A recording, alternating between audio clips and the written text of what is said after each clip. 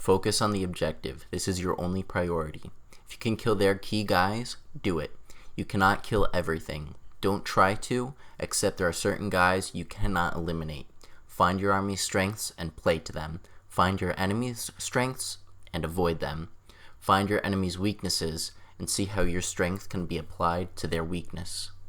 The Astra Militarum is an interesting horde faction. This faction has answers to everything.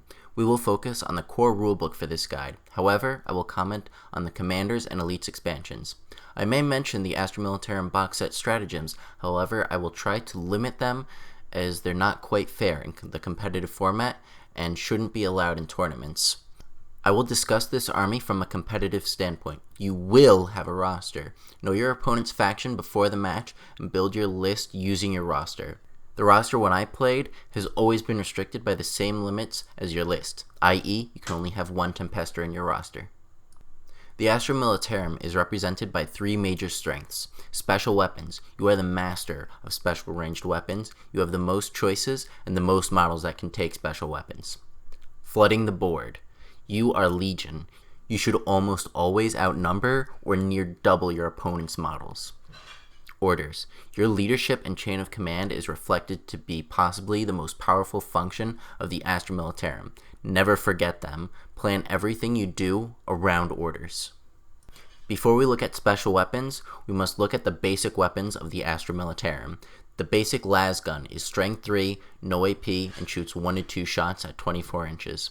The basic frag grenade is a strength 3 and gets 1 to 6 shots at 6 inches. Finally, the close combat weapon is a one-shot melee weapon at strength 3. Your basic gun doesn't have good strength and doesn't have any AP. You want AP because denying the enemy saves is just returning the favor of being denied your own save most of the time. Special weapon choices and applications. The flamethrower. It automatically hits its target and is short-ranged. This is your most aggressive weapon that helps low ballistic skill models make up. The grenade launcher.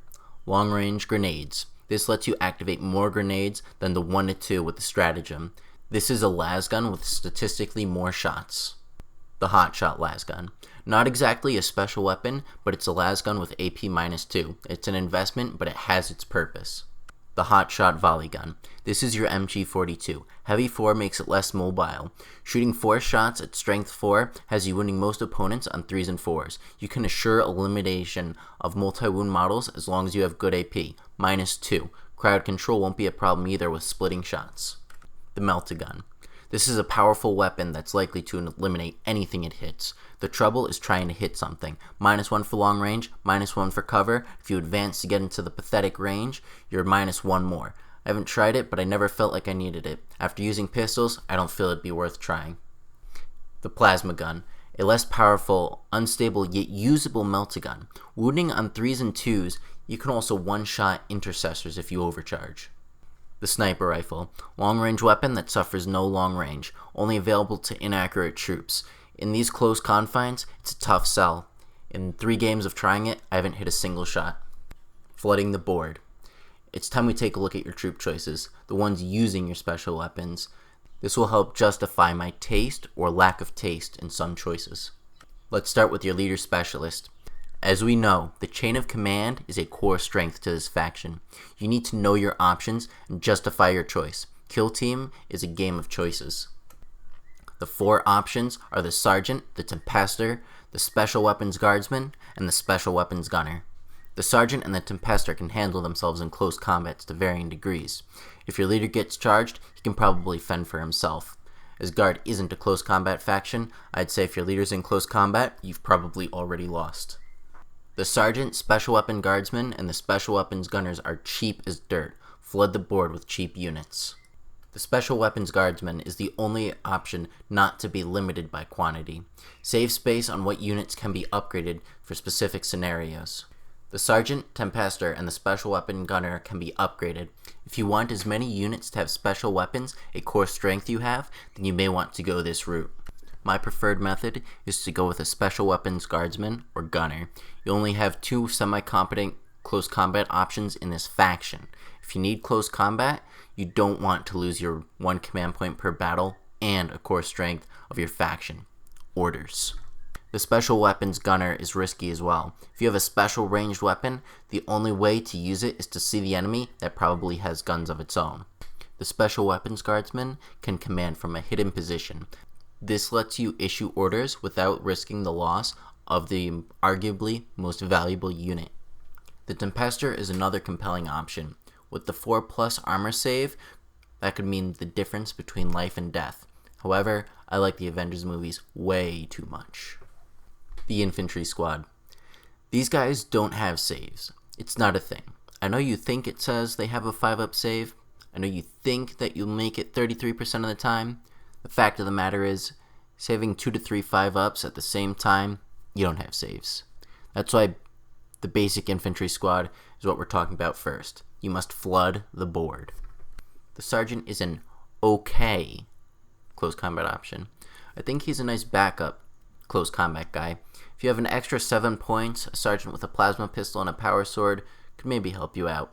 You can get a chain sword or a power sword. A chain sword is good against quantity of enemies with low saves. The power sword is good against the guys all armored up.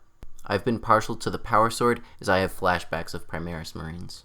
You have 2 pistol options. The last pistol doesn't exist to you because the bolt pistol is objectively better. Strength 3 versus Strength 4 at 0 points, there's never a reason to take the last pistol. The plasma pistol is nice, however the sergeant is a dedicated melee unit. I wouldn't waste points on trying to make him a ranged unit when he's not a ranged unit. Focus on the unit's strengths. As an additional note, your sergeant is dead before the end of battle round 1. Just letting you know, that's an FYI. The Guardsmen. This is your flood unit. He sucks at everything but shows up. He's your main employee. He's not very good, he's a liability, and he isn't motivated. However, he shows up to work every day. Don't expect this unit to do anything. Don't expect this unit to kill anything. Don't expect this unit to survive anything. Your faction has low leadership. What you lack in ability to pass break tests is the ability to raise the bar for a break test so high, you'll never need to pass it in the first place. These are not just your objective holders, as Marine Demon factions call their lesser point units. These units are fast and inexpensive. When you see a 20-point lictor named Fluffy coming for that belly rub, you send Steve in. 20 points can be worth but 20 points in kills. Charge into the fray to lock down scary units in close combat. Fluffy can't hurt all of you if he was charged this turn. If Steve lives, Fluffy is incapable of charging, whether Steve falls back or doesn't. The only reason you'd fall back is if he lives, because you have plenty of special weapons for Fluffy to play with. Holding tactics for later, you can see that your guardsmen are good for positioning and holding back the enemy. The Guardsman Gunner. Just to slim things down, we're going to include the special weapons gunners here too. Remember how we talked about the guardsmen not being able to hit anything? It's a good thing guardsmen are fast because the flamer hits its target automatically. When equipping a guardsman gunner with the flamethrower, you must always think the gunner of moving 7 to 12 inches. Never move a guardsman gunner 6 inches or less when closing the distance. Ready or advance. Because the flamer is an assault weapon, you can fire this after advancing. Since the flamer automatically hits, you don't have to worry about the minus to ballistic skill. Never be bashful. The guardsman gunner is effective with as many flesh wounds as he can take. The flamer guardsman gunner is your shield. After you've advanced with the gunner as far as you can, use him to block pathways. If the close combat enemy wants to get to you, they'll have to move within an inch of the flamer, unless they want to face a full 3 to 4 average strength 4 wound rolls, they'll stay away. You shoot the flamer whether or not they charge you. The close combat armies usually can't shoot, so they're going to charge you. If you keep your valuable units behind or near the flamer, they must stay an inch away from the flamer or charge it. Close combat units cannot attack units they don't charge and were not charged by in a turn they charged or were charged. Consolidating into the flamer for them just has them hit by an extra attack. When we get into orders, we'll talk about why else their choice was poor. I wouldn't recommend plasma guns on guardsman gunners. They have a lesser ballistic skill. For 8 points, I'd feel you'd do much better with flamers. The grenade launcher is tempting. It allows you to fire statistically more lasgun shots at longer ranges than the rapid fire. You also have the crack grenade option, though your ballistic skill is poor enough, a one-shot grenade is not on your side. I would say take one in your roster, make the other 3 flamers. I never find myself needing more than 3 flamers, taking an average of 2.75 flamers per list. I wouldn't recommend any other special weapons. The Tempestus Scions. The Tempester. I love the new Avengers movie. Remember how that power glove clapped people before Thanos even had all the stones? That charging Tempester with the power fist is the bane of every close combat army's existence. Here you are, a shooting faction, showing up with a weapon skill 3 unit at strength 6, AP -3, and D3 damage. When we get to orders, we will explain further how the enemy is going to have a bad time. Spoilers, but just so you know, Thanos basically dies right after clapping the galaxy. Scion Gunners.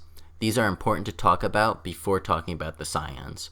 These special forces units are your actual range units. Your guardsmen are worthless. They can't hit anything. They don't have a save and can't use the MG42. Since you have good ballistic skill at BS 3+, I would give actual guns to this unit.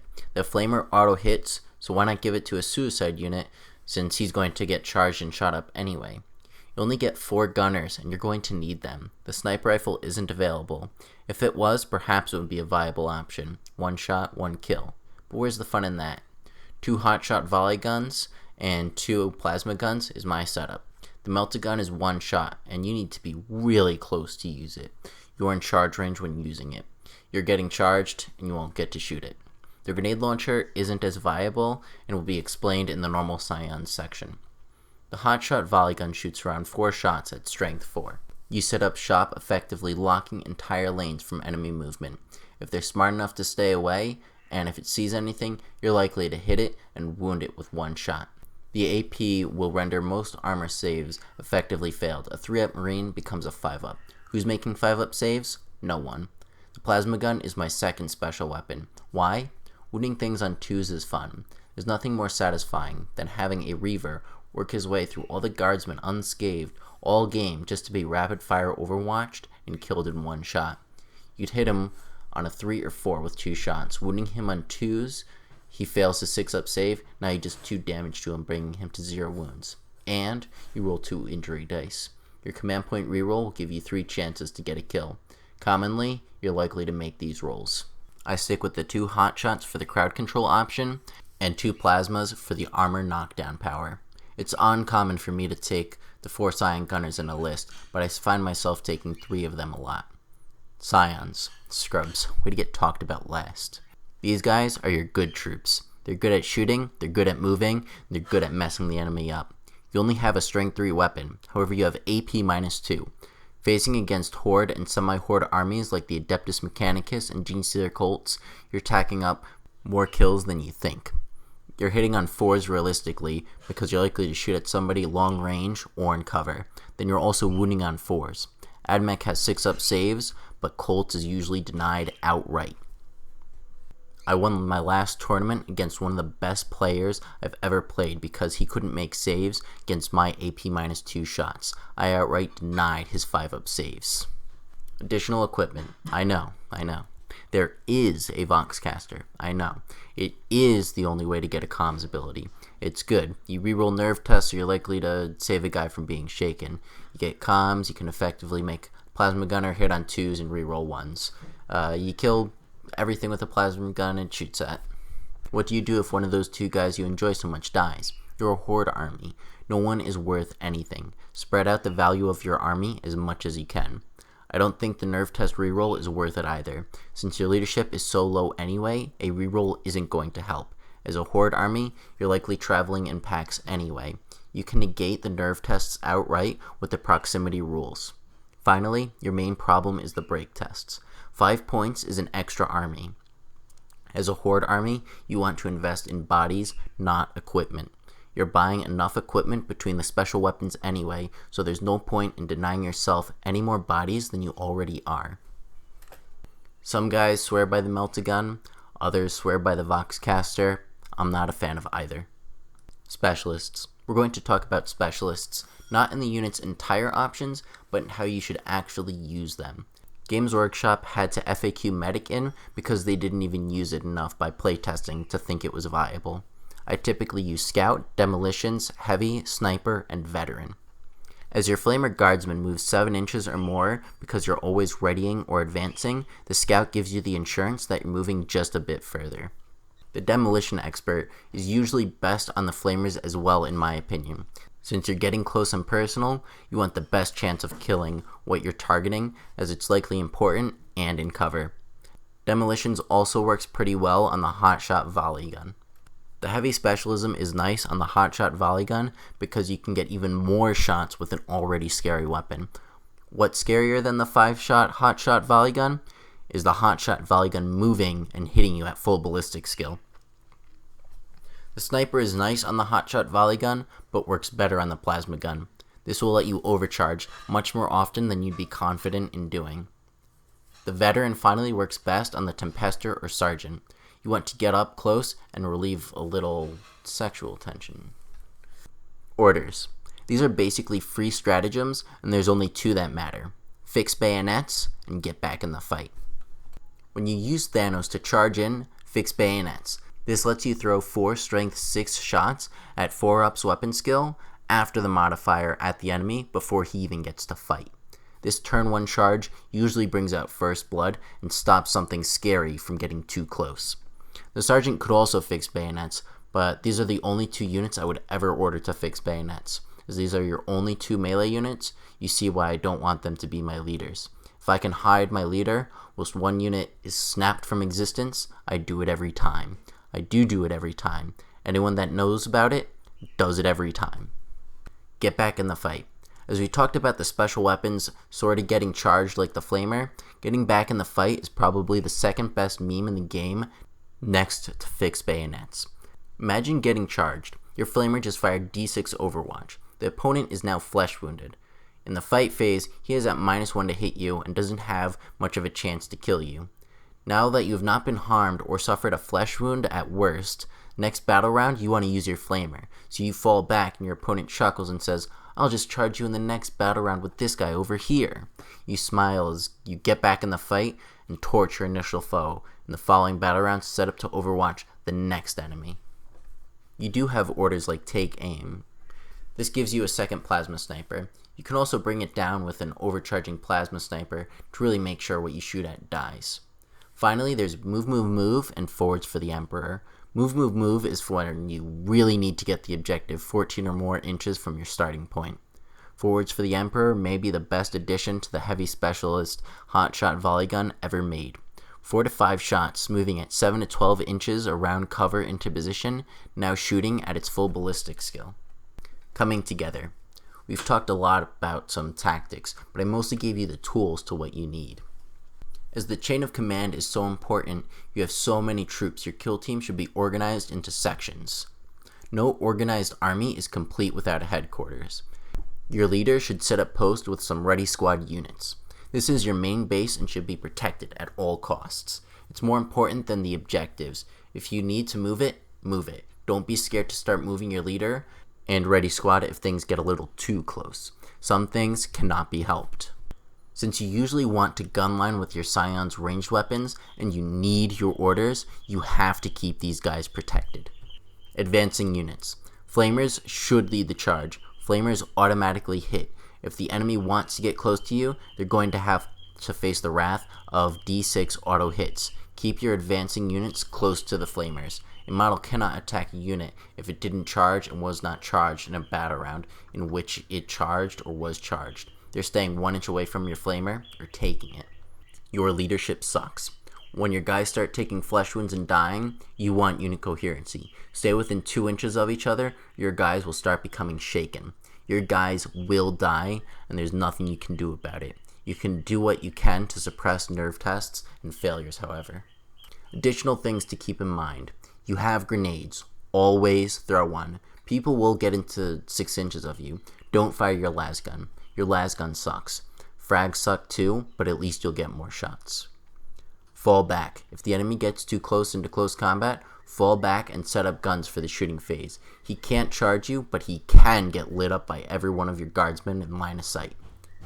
Guard isn't a fighting faction. It's a board control faction. Guardsmen block enemy units from having many parts of the board. Keep your distance to shoot, but know you can put so many bodies on an objective they won't physically be able to get to it, to contest it, even if they tried. Put ranged weapons up high. Get that line of sight. I know you don't have control over the initiative, so plan to get as much line of sight as you can. If they go first, they'll move out of line of sight. If you go second, they'll try to take you down, but you can decisive shot. How to combat factions. Space Marine, Death Guard, and similar factions. You can't kill them. Don't try to. Get some Flamers because Reavers will be in your face. Your units will be shaken. Flamers scare the Reavers. AP-2 hotshot volley and hotshot lasguns will give you quantity AP. However, you're outranged by intercessors. Plasma is a good bet, but if the opponent is using Death Denied, don't waste your time. For as many bodies as you can, just swamp the objectives. You'll take out 1 or 2 guys, but that's it. The Admech and the Harlequins. Quantity shots and Thanos. Get Thanos up in there. Take out one of the scary looking guys in close combat. Steer clear of the Transbonic Model Deleter. Their toughness 3, use your lasgun. Their saves aren't great, but they have decent leadership. You should about double their models or at least 125% them. Kill as many as you can. You have the ability to table them. Genestealer Colts and Astra Militarum. You won't have time to kill them all. Some Genestealer Colt guys are just too strong to be killed. You will be charged by Colts. It's a matter of when, not if. Astra Militarum will have large numbers too. Go for flesh wounds, don't go for kills. Break the enemy kill team. They don't have saves. You can AP-2 it with some Scions, but it doesn't matter what you use. Go for the weak guys, flesh wound, and hit the next guy. Their leadership sucks. If half their team shakes, you've effectively killed them. Preconceived notions. Plasma spam is a good thing. Okay, you go do that. You go and get Cybolted down to 7 out of 8 guys. Now have fun firing Overwatch on 6s, failing, and being down more plasma guns. Now enjoy not being able to fight in close combat against guys that are equipped to fight in close combat. Enjoy making those 5-up saves from those quantity shots since your opponent knows that you have low toughness and basically no armor. Tell me how your low model count and powerful guns were down the whole time, didn't have enough line of sight, and you couldn't capture enough objectives. It's good on paper and may be scary to a Marine player that's inexperienced. If your opponent is the slightest bit competent, they will see you have low leadership, can't fire Overwatch for crap, and just throw too much of your expensive units that aren't designed to fight in low numbers. Most winning guard lists I've made are 12 to 14 guys. Guard isn't a close combat faction, but because I outnumber you, I can charge you to death, and now I'm statistically likely to beat you in close combat since we have the same stats and there's just more of me. Commanders. I haven't done much with commanders, but getting 3 CP every round makes you so much stronger. I like the Lord Commissar with the Power Fist because if you know 2 attacks at Strength 6 is good hitting on 4s, imagine having an invulnerable save and more attacks hitting on 3s with the Power Fist. Elites. The 2-up save Bulgrin cannot be killed. It's the best distracting unit. If you ignore it, it's an issue. If you hit it, you're wasting shots. Don't do the 4-up invulnerable save. You can try Ogrins, but their armor save is effectively worthless and they don't excel at shooting nor in close combat. Expansions really just round out your melee options. Now, what do you want to buy? Let's say you're starting out and you just want to buy the bare minimum to get the most universal list. Buy 4 boxes. You get 1 box of the Astra Militarum Infantry Squad, then you build 3 Flamers and 1 Grenade Launcher. You build 1 Sergeant without arms, and you build 5 Guardsmen. You're going to get a ton of Flamers and Grenade Launchers, you're going to have room for those.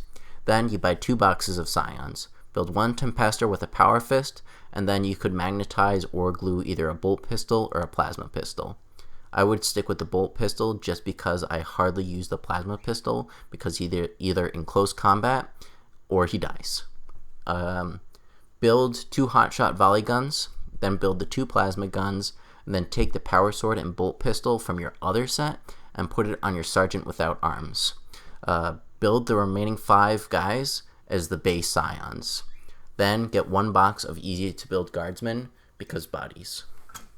Thanks for watching my 25-minute video. I tried to pack as much information as I could to give you as much detail and strategy as I possibly could.